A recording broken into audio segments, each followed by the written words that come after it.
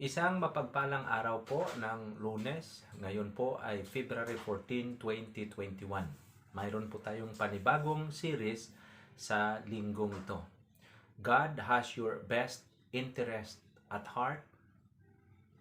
If He is not answering a prayer, you have to trust Him. And remember, every good thing in my life exists because of God's goodness. In the book of Romans 8, verse 28, and we know that in all things, God works for the good of those who love Him, who have been called according to His purpose. Ang ating series ngayon is pinamagatan nating Words to Live By. God has your best interest in mind. Iniisip ng Diyos ang inyong ikabubuti o ang inyong kapakanan. This week, we are starting off a series of messages entitled Words to Live By.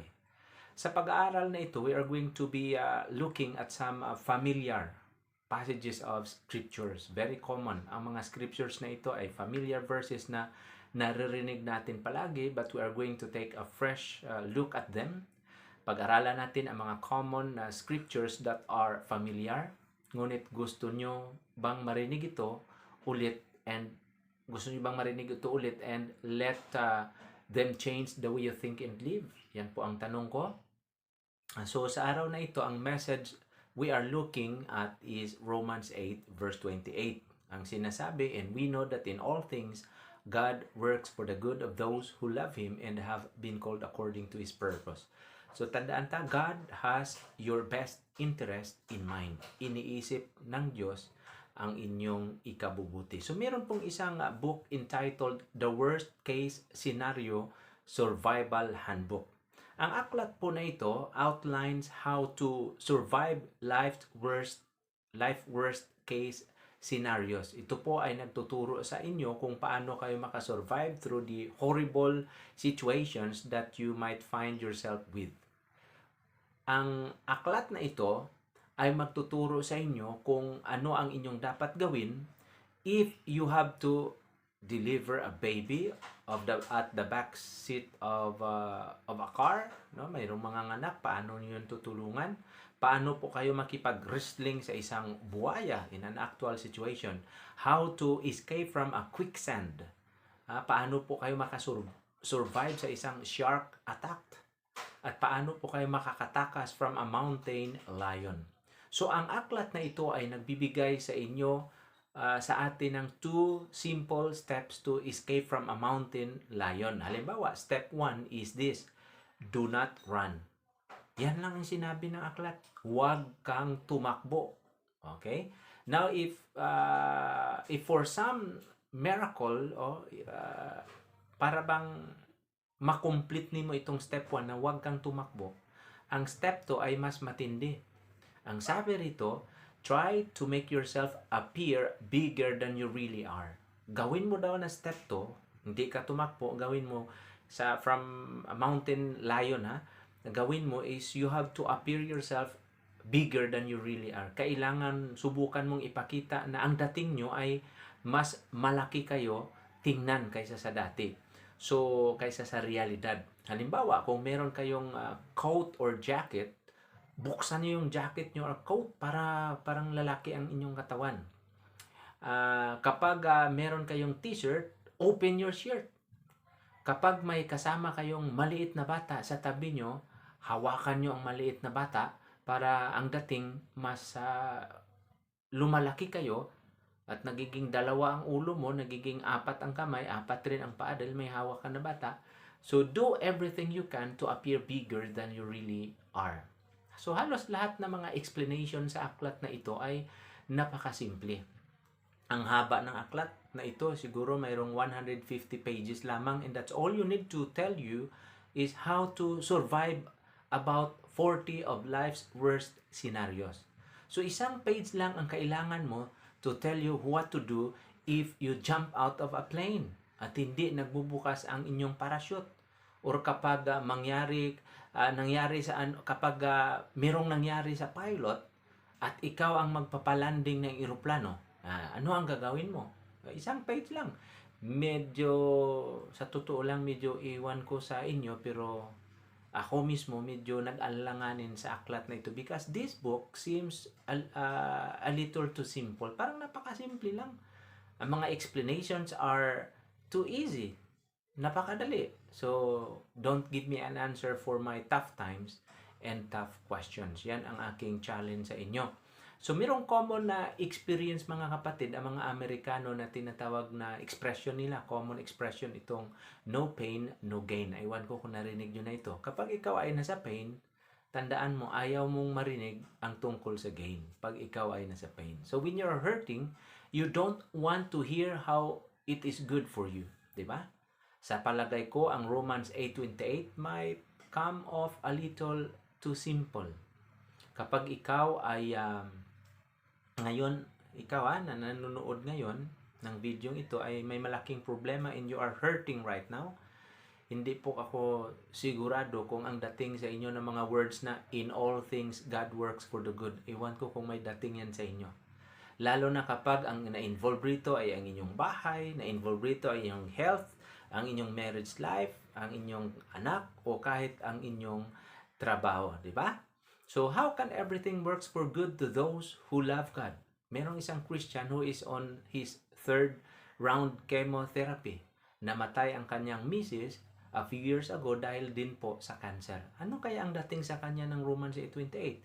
Merong isang nanay na ang kanyang 16-year-old daughter was left severely physically and mentally handicapped or nagiging disabled dahil ito po ay nagkaroon ng car accident na hindi niya naman kasalanan.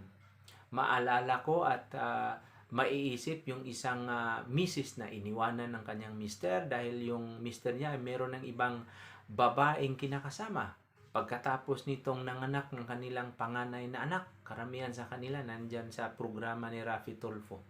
So maalala ko rin at maiisip ang mga couples who for years have been trying to have a child. Hanggang ngayon ay hindi pa rin sila magkaroon ng anak. Napakaraming ganon. So maiisip ko rin ang isang teenager na babae who was sexually abused noong siya po ay maliit pa lamang at ngayon nasa high school na.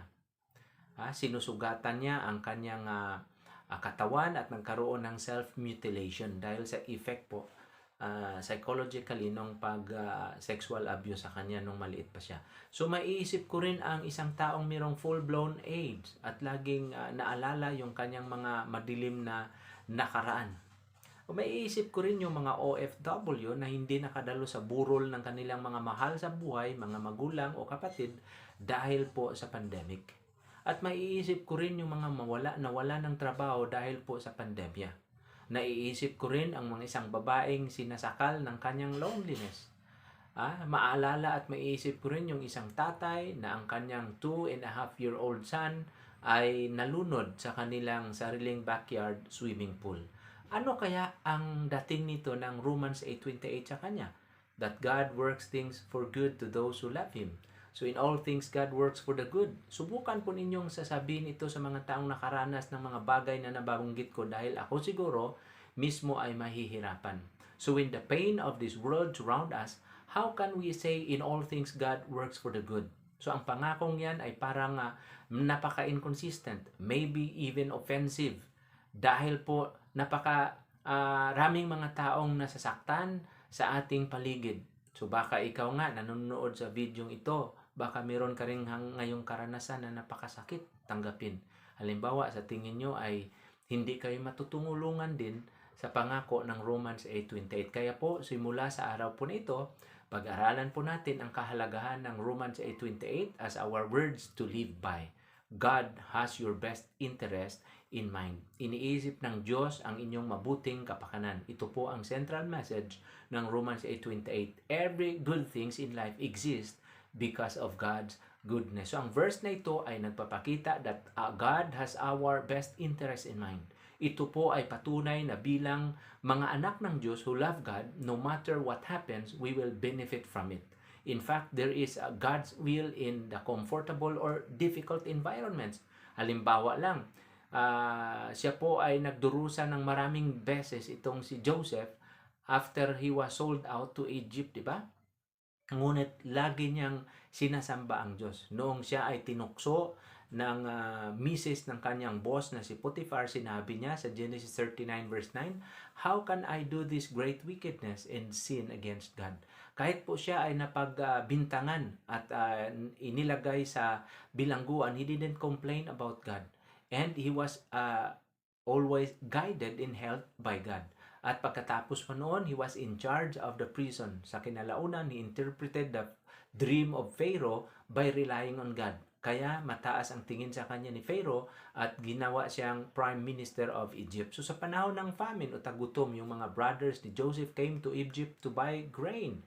Hindi po siya naghiganti sa kanila. Sa halip, sinabi niya, "Fear not, for I am in the place of God. But as for you, you thought evil against me, but God meant it to be good, to bring to pass as it is this day, to save such people alive. Now therefore, fear you not, I will nourish you and your little ones." Genesis 50:19 to 21. So mula sa mga twists and turns of experiences sa buhay po ni Joseph, we can see that he always had God's place in his heart. Sa ganitong kalagayan, hindi po siya nagreklamo tungkol sa Diyos but relied on God and understood His will. Kaya po, natanggap po niya ang God's blessings and guidance na naging dahilan na protektado po siya ng Diyos from falling into the temptation and sinning.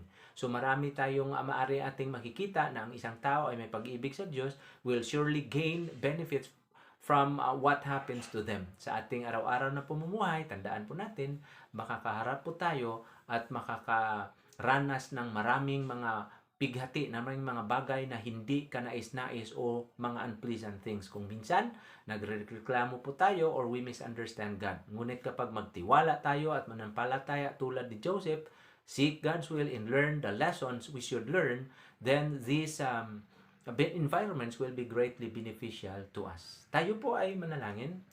Dear Heavenly Father, thank you for this message today, words to live by. And thank you for allowing us to hear this important message that God has our best interest in mind. So you are the creator of all things and you sustain all of life. We come to you acknowledging that your will is best and that your plan is far greater than any we could ever ask or imagine.